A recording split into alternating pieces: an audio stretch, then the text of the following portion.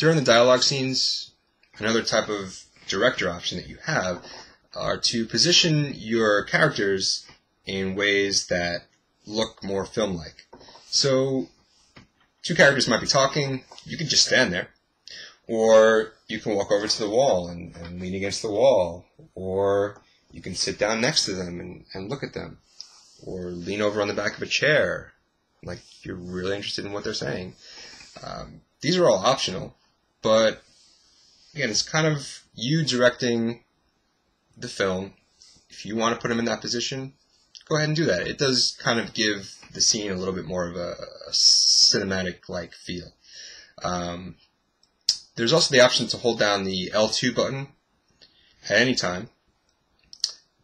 Of course, you don't always get the option, but sometimes when you press the L2 button, similar to the dialogue options, you will see kind of options floating around the character's head that represents their thoughts. So when you press one of the buttons, you'll be able to listen to what the character is thinking. Selecting these is completely optional. There's some, I guess in a sense they're used as hints. If you're kind of stuck on what to do, they will help you kind of figure out where to go next in the scene. But they don't really change the story at all. They are a great way to kind of immerse yourself in the character and the story by kind of listening to the emotional state of the character, what they're going through, and what they're thinking. Now, the second way that you will progress through the game are through QuickTime events. Now, these are basically like most QuickTime events found in other games, but can be significantly longer. Now, this is not such a bad thing because most of these extended QuickTime events are associated with some of the more action-packed scenes in the game. Unlike most games with QuickTime events, if you fail the QuickTime event, you restart said event. In Heavy Rain, there is no such thing as a restart. So, if you fail any particular button press during the QuickTime event, this event will continue. If you fail a certain amount of button prompts or stick prompts in a row, this QuickTime event will end. And whatever the consequences of failing that QuickTime event in the story will go on. Depending on the scenario, you may decide that it would be best for your story development or character development to deliberately fail a QuickTime event, and that's your option. But again, whether you succeed or fail, these events, these QuickTime events, will have a major impact on the overall flow of your story and eventually how the game will end. Saving the game is done strictly through autosave, and this is fine. It fits the way that the game was intended to be played. There is an option to replay chapters that you've already played, whether it be separately, just to play that chapter. If you want to restart the story at a particular chapter, you can do so, but of course you'll need to play through the rest of the game because going back and playing a chapter will not have the butterfly effect and affect everything after that.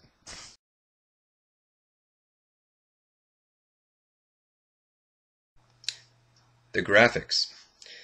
Heavy Rain has some of the most impressive graphics tech that I've seen in any piece of interactive entertainment to date. The character models in the game are close enough to realistic to actually be considered bordering on the edge of the uncanny valley. Now, for those who are not familiar with the term uncanny valley, it was first used to gauge the reaction of a human to artificial intelligence that was designed to mimic the appearance of a human, kind of like an android.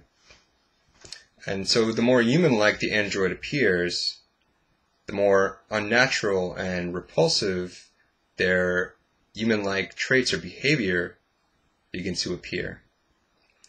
And the closer they get to the uncanny valley.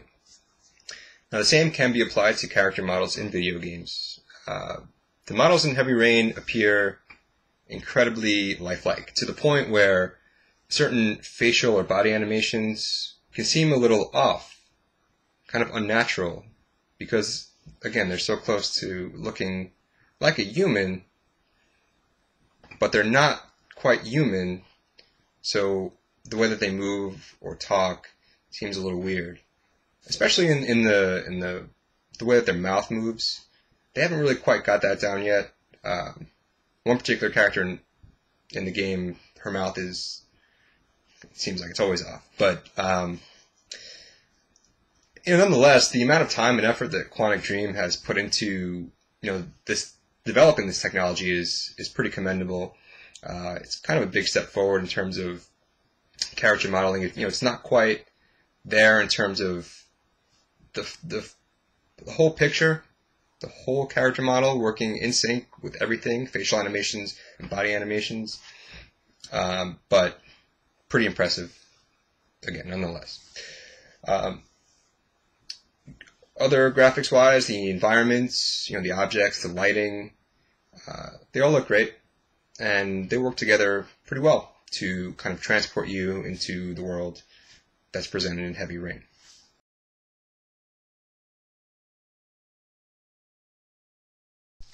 Overall, the sound effects in Heavy Rain are fine.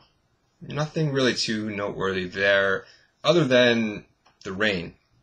Now, it rains all the time in Heavy Rain, so it's a good thing that they nailed this particular sound effect. Especially because, personally, I can listen to the sound of the rain all day. So they did a great job on the sound of the rain, and it's extremely important for a game like this. The orchestral score is fantastic. It can be haunting at times, uplifting at others, but it always adds to the ambiance and the emotion of each particular scene when it's there. The voice acting. Here's where we run into a little bit of an issue. For this type of game where story is king, quality voice acting is a must. However, they didn't really deliver in this department spectacularly. Quantic Dream is based in France. Heavy Rain is based in the United States. So when you combine European actors, which they use for most of the parts of this film, there's a film, European actors trying to portray American characters with this much dialogue while at the same time performing motion capture, you get mixed results. So sometimes the lines come across cold. They don't really have the emotional impact that they're supposed to have. A lot of the time, the accents of the characters will bleed through into their lines. So some of their words will sound like a French accent or a British accent, whatever it happens to be. The children in the game, a few of them ended up sounding like, and I heard this the other day, I thought it was hilarious, like they were on Darwin's hit list. For the most part, they pull it off. The voice acting overall is fairly good. Just some of those issues that I mentioned. And some of the voice actors are a little bit better than others throughout the game. It's just not to the standards that some of the recent games that have come out with, particularly Uncharted 2, Mass Effect 2, things like that.